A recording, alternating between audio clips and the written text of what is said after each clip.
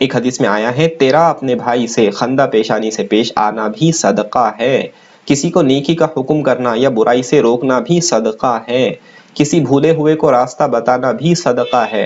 रास्ते से किसी कांटे वगैरह तकलीफ देने वाली चीज का हटाना भी सदका है।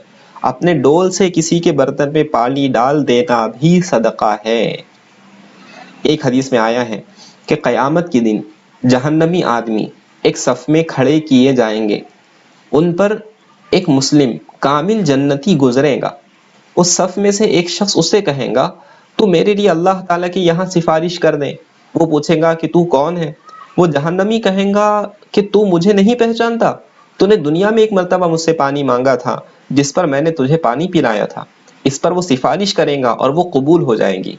इसी तरह दूसरा शख्स कहेगा, तूने मुझसे दुनिया में फुला चीज मांगी थी, वो मैंने तुझको दी थी।